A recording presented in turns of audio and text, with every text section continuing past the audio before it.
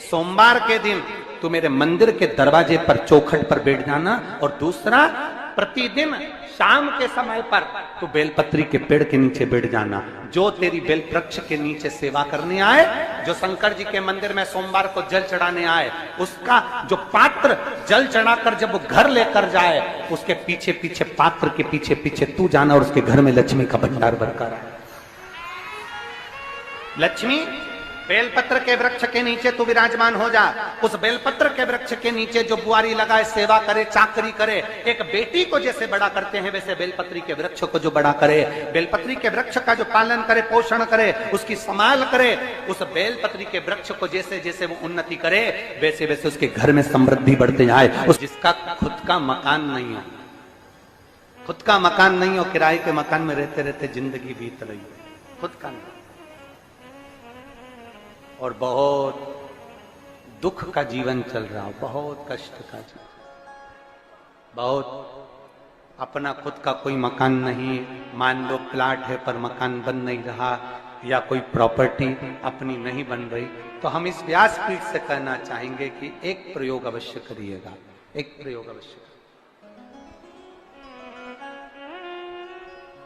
अपने आसपास के 5-6 बेलपत्र के वृक्ष देख लीजिए, अपने आसपास के नजदीक के 5-6 बेलपत्र के बड़े बड़े वृक्ष देख लो, या छोटे वृक्ष देख लो। उन 5-6 वृक्ष को धीरे धीरे उनकी सेवा करना प्रारंभ करो, उन वृक्षों को बड़ा करना प्रारंभ करो, उन वृक्ष के नीचे सफाई करना प्रारंभ करो, उन वृक्ष को जल देना प्रारंभ करो, उन वृक्ष को आप खाद देना प्रारंभ करो, उन वृक्ष की सेवा संभाल करना प्रारंभ कर दो, उस वृक्ष के नीचे बुआरी काटना प्रारंभ कर दो, झाड़ू लगाना प्रारंभ कर दो, उस वृक्ष के नीचे सफाई करना प्रारंभ कर दो। उस बेलपत्री के 5-6-7 वृक्ष को आप गोद ले लो। गोद लेना मतलब मैं इसकी सेवा करूंगा, मैं इसमें जल दूंगा, मैं इसके खाद दूंगा, मैं इसकी सेवा करूंगा, कुछ मत करो, बस केवल इस शरीर से उस बेलपत्र के वृक्ष की सेवा करना रोज प्रारंभ कर दो। 6 महीना इंतजार करना और 6 महीना लगातार सेवा करना, 7वां महीना आपका और हमारा, और बताना कि भोलेनाथ ने प्रॉपर्टी दिलाई कि नहीं दिलाई और आगे बढ़ाया।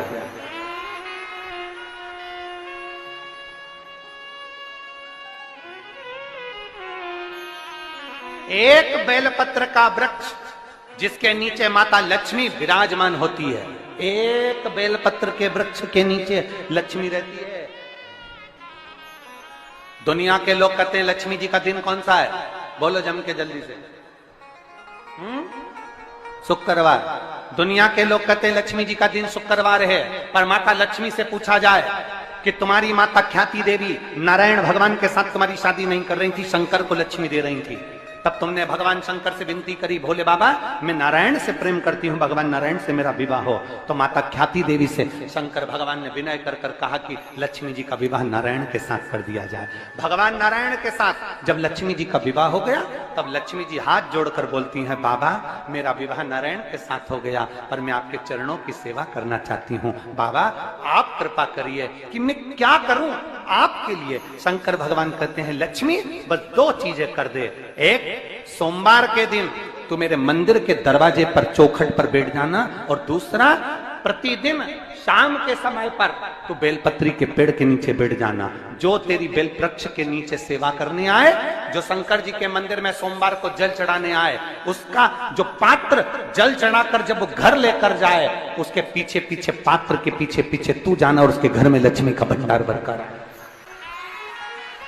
लक्ष्मी बेलपत्र के वृक्ष के नीचे तू विराजमान हो जा। उस बेलपत्र के वृक्ष के नीचे जो बुआरी लगाए, सेवा करे, चाकरी करे, एक बेटी को जैसे बड़ा करते हैं वैसे बेलपत्री के वृक्ष को जो बड़ा करे, बेलपत्री के वृक्ष का जो पालन करे, पोषण करे, उसकी संभाल करे, उस बेलपत्री के वृक्ष को जैसे जैसे वो उन्नति करे, वैसे वैसे उसके घर में समृद्धि बढ़ते जाए, उसके घर में वैभव बढ़ते जाए। ये शंकर भगवान माता लक्ष्मी से करे, भगवान शिव माता लक्ष्मी से करे। तो भस्म, अगर शिव के मंदिर में भस्म मिल जाए, शंकर पर चढ़ी हुई भस्म अगर मिल जाए तो, और अगर भस्म ना मिले ना, तो शंकर के जो शंकर भगवान का जो शिवलिंग है, शिवलिंग के आसपास में जो जलाधारी है, यहाँ अगर भस्म ना मिले तो इस जलाधारी पर अपना हाथ स्पर्श कर कर अपने तन पर उसको लगाकर जरूर आओ। भस्म एक शंकर पर चढ़ा हुआ जल, दूसरे नंबर पर है शंकर पर चढ़ी हुई भस्म। ये दो स्पर्श जरूर, स्पर्श। एक भस्म का एक बड़ा सुंदर चरित्र आता है। दूसरा, जिस भूमि पर बैठकर कथा सुनो उसकी रज को अपने मस्तक पर थोड़ा सा लगाकर अवश्य जाओ, वो जीवन का एक आनंद है। और शंकर के मंदिर में जाओ तो दो चीजें अवश्य लेकर आओ। पहला, शंकर जी पे चढ़ा हुआ, जम के बोलो, जल अवश्य लेकर आओ। क्योंकि जब तुम जल लेकर आते हो, पात्र लेकर आते हो, तो मेरा महादेव लक्ष्मी जी को तुम्हारे पीछे पीछे तुम्हारे घर तक भेज देगा। चढ़ी हुई बेलपत्र मत खाओ, लोग कहेंगे शंकर पर चढ़ा हुआ ये मत खाओ।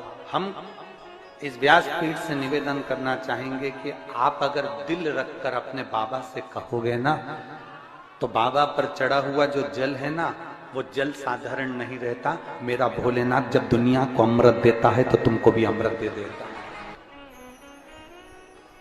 दो चीजें कभी मत छोड़ो। अगर मंदिर में गए हो तो दो चीजें कभी मत छोड़ो। कथा में गए हो तो दो चीजें कभी मत छोड़ो। एक, कथा श्रवण करना।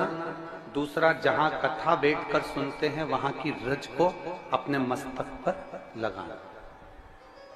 कथा सुनने के बाद आप यहां से जाओ, भले दरी बिछी है, आसन बिछा है, कारपेट बिछा है, उस पर अपना हाथ फेर कर उस रज को अपने मस्तक पर जरूर लगाओ। क्योंकि शिव पुराण में, भागवत पुराण में, स्कंद पुराण में, कुर्म पुराण में, नर्मदा पुराण में, लिंग पुराण में, नारद पुराण में, ब्रह्म वैवर्त पुराण में, जितनी भी पुराणे हैं, सब पुराणों में लिखा है कि जिस स्थान पर बैठकर हम भगवान की कथा को सुनते हैं, उनको याद करते हैं, जितनी देर हम उनको याद करते हैं उतनी देर वो परमात्मा उस स्थान पर बैठा हुआ रहता है। हाथ रखकर बोलना, शंकर भगवान से तुम्हारा रिश्ता कौन सा? शिव जी से आपका कौन सा रिश्ता?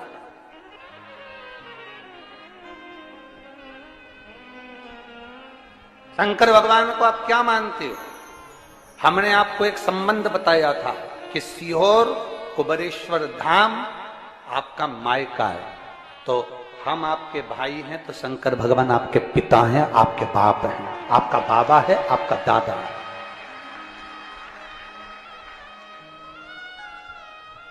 अब आपसे हम प्रश्न करें, उत्तर मेरी कुरुत की बहनें भी देंगी और मेरे जीजा उन भी देंगे, और मेरी बेटियां और मेरे बेटे देंगे उत्तर। आपसे प्रश्न करें, अगर बेटी को दुख होगा तो क्या वो अपने बाप से नहीं कहेगी? बोलो तो जम के। बेटी को तकलीफ है वो अपने बाप से ना कहेगी। बेटे को तकलीफ है तो वो अपने पिता से, अपनी मां से नहीं कहेगा, मम्मी मुझे ये तकलीफ है, पापा मुझे ये दुख है, मां मुझे ये तकलीफ है, पिताजी मुझे ये कष्ट है। क्या वो अपने माँ बाप से नहीं करेंगे? क्या वो अपने माँ बाप से विनय नहीं करेंगे? और माँ, पिता, फिर उसके करीब में, उसके नजदीक में जो भी होता है वो माँ बाप निकाल कर उसको दे देते हैं, माता पिता उसको दे देते हैं। माता, लोग कहते हैं कि शंकर जी पे चढ़ा हुआ जल मत पियो, लोग कह देते हैं शंकर जी पे चढ़ी हुई बेलपत्र मत खाओ। कोई इस बहन से पूछे, सुनीता सोनी से, कि शंकर पर चढ़े हुए जल से उसकी गांठ जो डबल से उसके शरीर में आ गई थी वो समाप्त हो गई, तो जरा विश्वास करिएगा कि एक बेटी अपने माँ बाप से ही तो कहेगी, और बाप के पास में जो होगा वही तो अपनी बेटी को देगा दुख को मिटाने के लिए। तो मेरे शंकर भगवान के पास तो उसका चढ़ा हुआ जल है। दूसरा, जिस भूमि पर बैठकर कथा सुनो उसकी रज को अपने मस्तक पर थोड़ा सा लगाकर अवश्य जाओ, वो जीवन का एक आनंद है। और शंकर के मंदिर में जाओ तो दो चीजें अवश्य लेकर आओ। पहला, शंकर जी पे चढ़ा हुआ जम के बोलो, जल अवश्य लेकर आओ, क्योंकि जब तुम जल लेकर आते हो, पात्र लेकर आते हो, तो मेरा महादेव लक्ष्मी जी को तुम्हारे पीछे पीछे तुम्हारे घर तक भेज देगा। 2 चीजें लेकर अवश्य आओ, और शिव पुराण में जाओ तो 2 चीजें लेकर अवश्य जाओ। पहले नंबर पर शंकर की कथा और अपने अंदर विश्वास कि मेरे महादेव की मैंने कथा सुनी है, अब मैं भटकूंगी नहीं। सारी दुनिया में मैंने ठोकर खा ली, अब कहीं ठोकर नहीं खाऊंगी, अब तो दरवाजे पर महादेव के जाऊंगी, बाकी क्या। दूसरा, कथा में बैठी हूं बाबा के इस रज को, ये रज नहीं है, ये धूल नहीं है, ये मेरे बाबा के कैलाश 12 ज्योतिर्लिंग का चंदन है, इसको मस्तक चढ़ाऊंगे अपने हृदय से। लाते हो आप लोग? हाथ उठाओ जरा, रख लो, बहुत बढ़िया, प्रणाम आपको सभी को, नमन। 2 बूंद जल लेकर आओ, पल्ला नहीं पियो तो उस जल को अपने घर में छींट दो।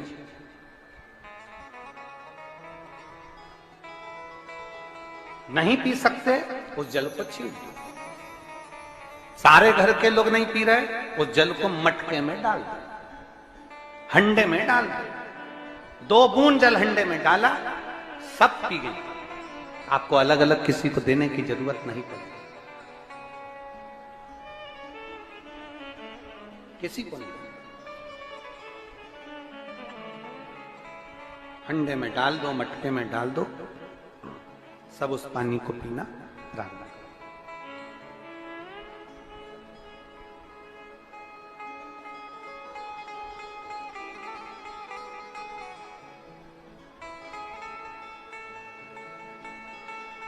उस जल के महत्व को जो बच्चों का दर्द नहीं देख सकते,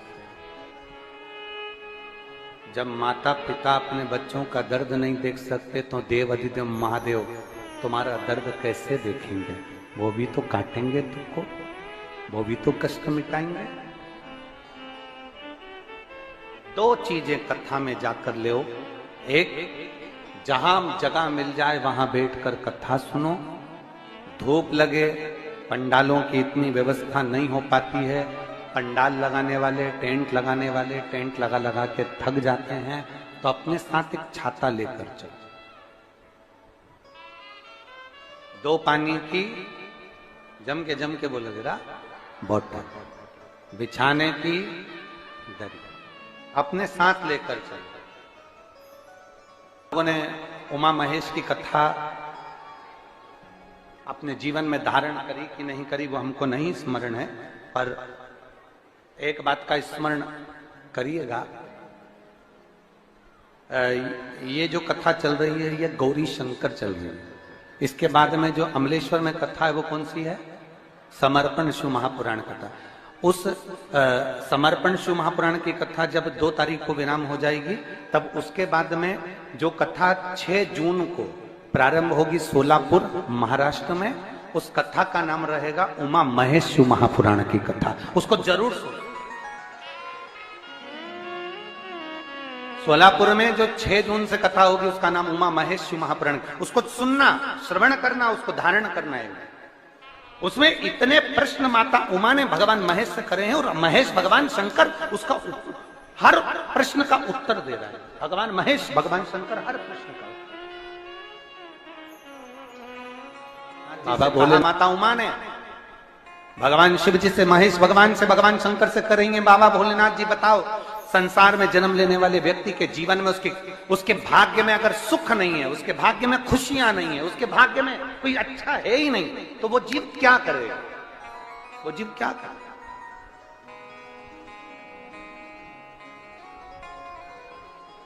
भगवान शंकर कह रहे हैं, पार्वती,